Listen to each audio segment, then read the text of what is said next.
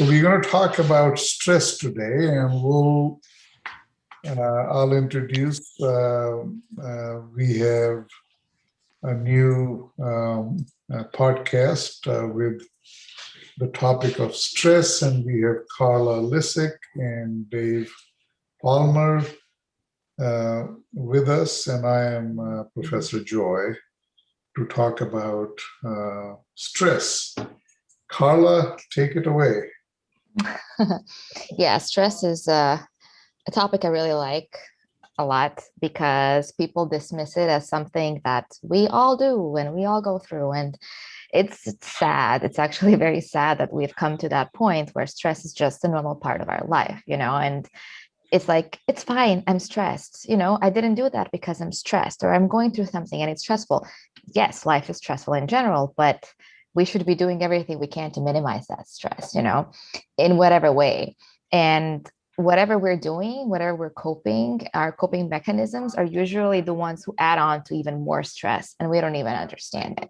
And that's where all the emotional eating comes in and over exercising or not exercising at all, just lying in bed because it's easier and it's stress less, but it's actually wreaking havoc on our system. So I think when it comes to stress, people generally don't ask themselves the right questions. They don't ask themselves the question of why am I stressed in the first place? Like what caused it? And that is where dealing with stress will, come in, because if you know what the reason is, if you understand why you're stressed, then you can start to work on getting that stress reduced. But if you don't know where the stress is coming from and you're just eyeballing it and saying, oh, this happened and that happened, and you're just trying to fix it by doing something you think will work, it's just going to keep on happening again and again and again. So I think it's really important to get into like a very real situation with yourself and get down to the bottom of it first, and then try to find ways to tackle it. Yeah.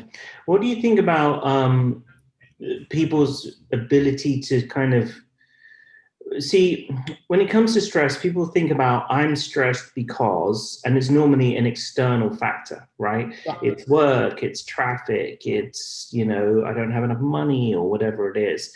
And they don't own their own process about actually, you can still be exposed to that stimulus, but how you cope with it and how you deal with it is whether it's going to make you stressed or not.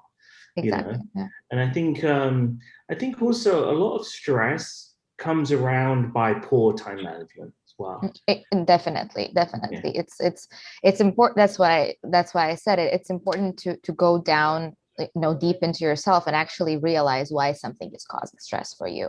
And for the most of it, it's something that can be managed. It's something that's has been happening for a while, and it's just you with your poor time management skills or just poor coping mechanisms that you haven't had the time to just, or given yourself the opportunity to explore. Because a lot of people think that self-care has a lot to do with sitting in a bathtub, but it's not, and it's really important to find what works for you, because once you do, you will be able to have a lesser reaction to a situation that you already know is happening. And, there are a lot of stressful situations in life that you can't predict. And probably your reaction will be, high cortisol, and your stress will go crazy. But for the most part of why we're stressed today, these are day-to-day situations. Like you said, traffic, or, you're in a marriage that isn't functioning, or your kid is driving you crazy, or whatever. But these are all things that are happening to you all the time. So does that mean that you have to be stressed all the time? No. Yeah. So that's the thing. Let me ask a question now, because Karla, we are dealing with a real situation where we are talking to a company which has about 400 employees. Mm-hmm. And a lot of these employees are truck drivers who are hauling oil tankers. So by nature, this is a very stressful job. Absolutely, yes. And they have about 30% turnover. which is costing them on a yearly basis a lot of money in rehiring and training. And they have approached JoyScore to see if we can help. Mhm. And Dave's opinion is that we first need to understand where their stress is coming from Yeah, before we can help them solve the problem. absolutely. Now, I mean, right off the bat, I can tell you what they're doing is stressful. I mean, driving a truck with two oil tankers is not easy, you know. Yeah. By nature is going to give you a lot of stress. The question is there a magic formula or magic pill that you can give them? No, no, there isn't. There isn't. There isn't, definitely. But I'm not saying that their stress will be reduced completely. They're doing a stressful job, like Right. somebody who is working in a mine or somebody who is working, in the Arctic Circle and doing research.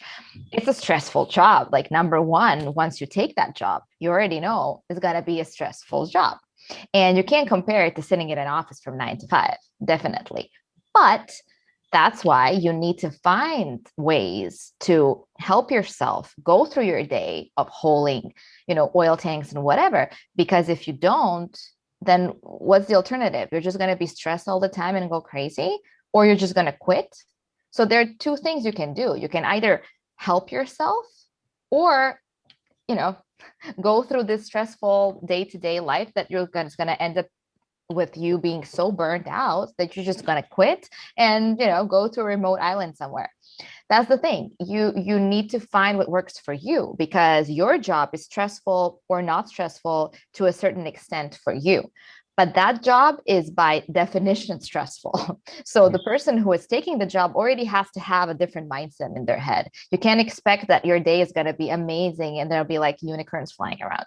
You need to already have that, mental state where you're like, okay, this is a stressful job. I wake up in the morning, I do this, I do that, and then I go to bed. There are risks and everything that goes with it. But if you already go into your job with like with the notion that everything's going to be fine when it's possible that it isn't, it's very hard. It's very hard. So there's no magic formula that works You for mentioned everyone. something which is very promising. You use the word managed. So Yes. maybe you can manage stress. Yeah. Now, ever since we started JoyScore project, we have had a cardiologist on our team, Mm-hmm. Dr. Stuart Fisher, and he is very heavy on stress because for 30 years he's been teaching his patients that number one cause of heart trouble is stress. Meaning, if you bring the stress down, your cortisol level comes down, Mm-hmm. your heart feels better, you feel better. Yeah, there's less pressure on the heart. Your health improves. So when you say it can be managed, meaning that we can teach people how to manage stress, right? Yeah. Well, that's the key. That And is. And that's what would you say the steps are for that? Is it about, I mean, you said preparing yourself for the day, Yeah. right? So I think that's definitely a key piece, being in the right mindset. Also, when you sort of start to feel the stress build, maybe it's a question of recognizing it in yourself, knowing yourself, doing some strategies to calm it down so it doesn't kind of become a runaway train. Absolutely. Yeah. And it's a long process. I'm not going to lie. It's something that can happen overnight, and you might even need professional help in some ways. So you might not be able to see the triggers, but let's say you talk to your family or you talk to your friends and you ask them, when you see me acting a certain way, let me know. So we stop it right there, because some people are just nervous and stressed all the time that they don't even understand that this is not how they should be all the time. Like, for example, my mom is a very good example. She's a doctor and she's a stressed person. She just is, like, in her nature, she's a very stressed person. And she reacts the same to a mediocre situation as to something that's like really serious, and also to something that's nothing. She reacts the same. Like her level of reaction is the same. And she can't see that. So somebody else has to tell her, like, you're really blowing this out of proportion. This is nothing. How can you be a doctor and perform surgeries and all of that while you're, going crazy over a schedule change that happened to you for a Saturday afternoon? I don't know. The thing is, it's very hard to see that once you're in it so deeply. But if you are ready to work on it, that's where the self-analysis comes into play. And that's where you can actually prepare yourself for the day. That's when you can actually know that, your sleep is bad, let's say, and you haven't had a good night of sleep for 5 days in a row. So you already know that on the sixth day, you're going to be crazy. And that's the thing. So knowing that you need to invest more time and effort into better sleep, knowing that you need to invest into better food or just more nutrients for yourself in general, will help you prepare better for, any type of stressful situation, because you're already going to be, at least in your body, prepared for it. So your body won't go into a full fight or flight mode the moment something happens. But to get there, you do need to first understand how your body is reacting to the stress. So are you having, like a full-blown panic attack or anxiety attack? Or are you just getting angry or agitated, or you're nervous, or your palms are getting sweaty? There are a lot of things that can start to happen. And you just need to realize when they're starting to happen and be like, okay, I'm going to do my breathing techniques. I'm going to do my short meditation, because it's not always easy to just drop everything that you're doing and be like, okay, I'm taking the day off. I'm going to a sauna and I'll be fine. There are coping mechanisms that have to be like quick and very small that will help you along the way. And that can take years to build up for some people. Can you do something if I'm a truck driver? Mm-hmm. Can I have some tips as a driver that I can do if I'm feeling stress when I'm driving because there's a lot of traffic on the road? Well, breathing always helps. Breathing techniques So- always help So breathing because, techniques can easily be done while I'm driving. yes, exactly. I don't think you can do meditation. No, not really. Breathing techniques can definitely help. Listening to podcasts can also help. Okay, There are a lot of people. that's a good one. There are a lot of How people to manage it. who like to listen to podcasts or audiobooks when they're driving for long and they like commuting, and it helps them. So Because- that's also a good one. In our trying to help this company, we kind of think that we can help the people in stressful situations to be under less stress by techniques of some breathing and so on, like you said, podcast. And also it reduces the amount of traffic accidents they're going to have. Definitely. They're more Yeah. relaxed. They're not stressed out, because when you're stressed out, your performance goes to hell. Yeah, You're exactly. Not, it's not a good situation to be in. Okay, so those are some very, very good things I can see right away. Dave, what do you think? Yeah, I think they're good. I think maybe planning, making sure that you're giving yourself enough time in the day wherever possible to get everything done. Like you're not sabotaging Rushing. yourself, by saying that, oh, I'm going to get across town at 5:00 and it's only going to take me half an hour. When in actuality, it's going to be more than that. And then you're making, you're creating this whole stressful situation for yourself that didn't even happen yet. Exactly. But you're doing it because we're all doing it. Somebody calls you and you're supposed to, I don't know, can you get this for me in 10 minutes? Yeah, sure, of course. And you're like, there's no way you're going to get it in 10 minutes. But we always like to say that. Whereas you should be saying, no, there's no way I can get it to you in 20 minutes. Is that okay? Because people are afraid of so many things happening today. And I get it. We all get it, because it's stressful to be alive today. It is. And if we learned anything from last year and this year, basically with the coronavirus, that everything can change like so quickly. And you don't even know what happened because the whole world stopped for this virus that isn't as deadly at all. So imagine if there's something that's worse than that.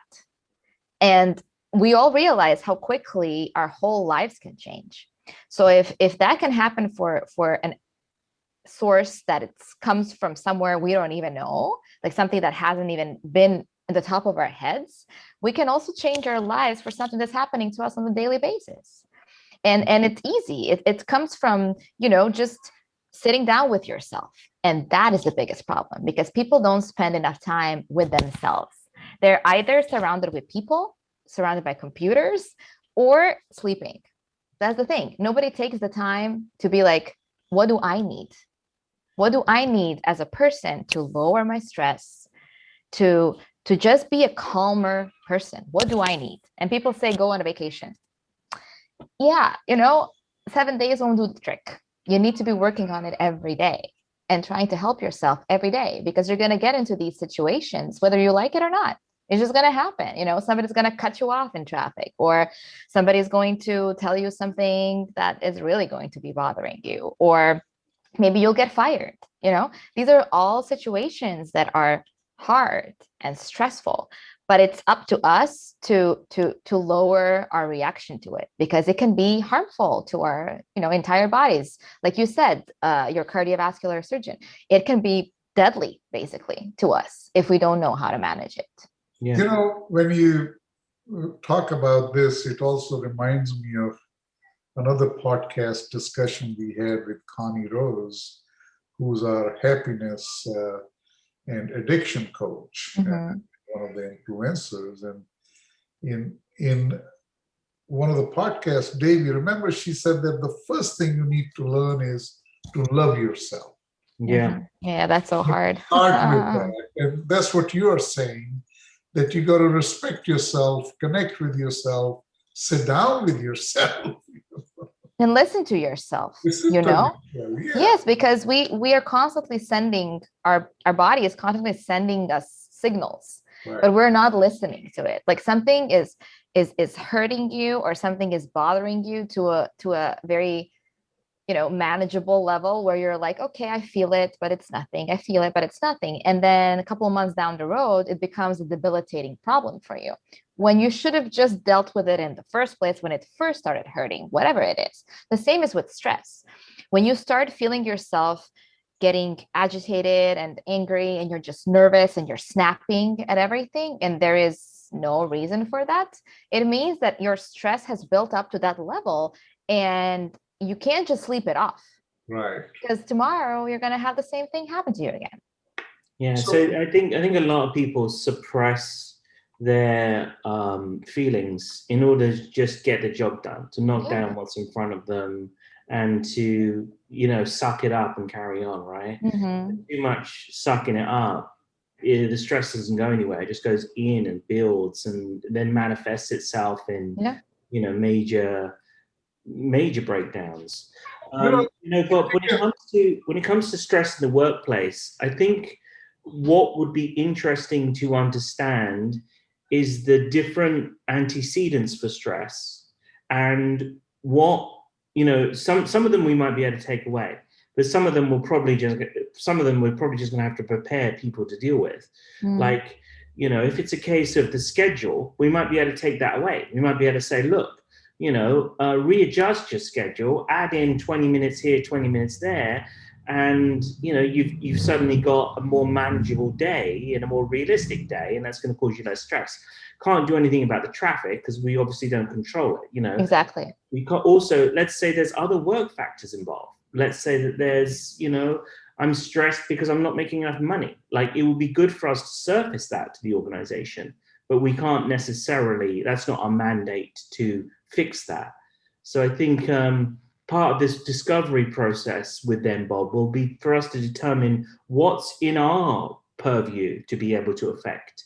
What can we prepare for, and what do we, what's outside? Like, I think there's different buckets, Yeah, it is. The key word I heard today, which I think it was a lot of value to our listeners, is that we need to learn to manage it.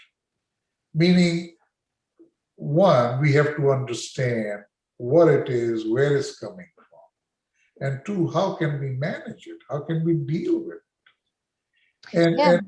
And we have to be realistic about it. I mean, all of a sudden, you can sit there and be upset and stressed about not making any enough money, but then you got to solve it in a way that it helps you or it achieves a goal. But just being stressed, even about money, doesn't help because No, nothing helps. It's just that people are, like I said in the beginning, stress has become such a, I don't even want to call it like a staple part of our lives, but kind of that we just consider it as something that's here and we don't want to deal with it unless we get a heart attack or something really major happens that has you think and you're like, oh my God, I need to lower my stress. Or you go to your doctor says your cholesterol is really high, maybe you should start by lowering your stress, and you don't think about it until something happens. And that's the problem. We don't think about stuff before they happen, and we should prevent them, not deal with the consequences, because that's when it gets super hard. The medical practitioners who deal with stress the most are cardiologists. Yeah. Because according to Stewart, who's been practicing of cardiology for 30 years, people who bring upon themselves to be stressed, now whatever the reasons are and however they're dealing with it, are the ones who end up having heart trouble. Yeah. So his message is that, look, stress is the number one killer in the world. Yeah. People don't realize this. And when they go to the doctor with heart problem, he tells them that, look, you got to get rid of your stress. You got to find whatever you got to do. You have to bring your stress level down. Yeah. Yeah. And people still think that they will do that by doing things that won't help. They're like, okay, I'm going to go on a vacation, or okay, I'm going to take one day off. Well, that's a temporary fix. Yeah, it's like a Band-Aid, and it doesn't work. So finding what works for you all the time might also change over time. But it's important to even try to, just to get into that whole self-analysis and try to figure out what works for you. Because for some people, like I said, like a bathtub, because usually when people picture self-care, they picture a spa in their bathroom. Some people hate it. Some people hate lying in a bathtub of warm water. They really hate it. And why would you go into that bathtub and sit in that warm water while going crazy because you're sitting in that warm water and you're trying to bring your nerves down? Same as with meditation. There are people who simply don't know how to meditate because they never have. And then they're sitting there, they close their eyes and they're like, okay, I'm working, but it's not working, So you need to try start with something more simple than meditation. Meditation is hard. You can't just start with meditation. Meditate. Like, what does that mean? So it's very hard to, in this whole era of self-care that's been very trendy in the last few years, it's very hard to find what works for you, if you're just listening to general rules, what everybody around you is saying. I'm journaling. Maybe you hate doing that. Or I'm, writing or coloring books. Maybe you hate doing that, but hey, it'll help my stress. It won't, it won't. You need to find what works for you. Some people like to exercise. Some people like to cook, like bake cookies or whatever, and it calms them down. So do that, but then do something with it, like go around your neighborhood and give out cookies, or go to a charity and give it to them. It's just finding that outlet that will help you deal with your stress. That's kind of what everybody needs to find. Then it's going to be different for everyone. Karla, and I think that it starts with what you said about asking the questions, asking reflective questions, and it's about going deeper. Like, people think they always point to the most immediate thing that's right in front of them, Yeah. Oh, I'm stressed because of X. When you think about it, it's probably something behind that and something behind that. Yeah. You know, and if you there's this stimulus that's right in front of you that you think is the problem, but it's probably much deeper than that. If Yeah, you this is just the trigger. But yeah. If you it's like the layers of the onion skin. You know, you've got to go a bit deeper if you're going to make real change. You can take away that stimulus, and it will just be something else that makes you stressed tomorrow.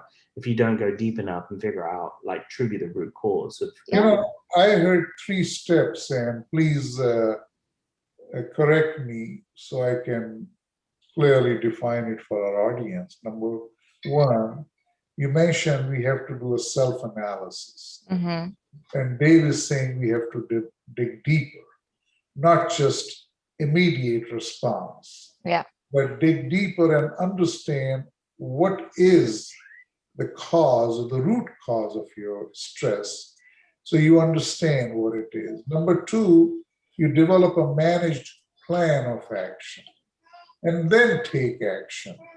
Because don't just listen to people. They say, well, you know, it really helps me when I do meditation when I'm stressed. Well, maybe it doesn't work for me. Yeah. So let's find a customized self-care plan which works for each one of us. Yeah. And when you think about it, it's like that with everything, you know. Some people like to go running to clear their head. Some people hate running. So why would you go out and run if every single second of running you're going to be hating it? What's the point of that exercise? You're just going to bring your stress back up. Same as with food. You know, some people say go vegan, it'll help you. But what if you don't want to? What if you enjoy having a piece of steak or something? Yes, I'm not saying you should have it every day. I'm a nutritionist. I know better. But I'm just saying you can't like just quit meat because somebody told you it'll bring your stress levels down. No, first you'll be miserable because you'll be like, I'm hungry. I want my meat. So that's the thing. I think that, you know, everything has to have some steps, and it has to be start with something very simple that is very easy for you to digest, and then go with deeper, you know, self-care techniques, whatever they are. Nice.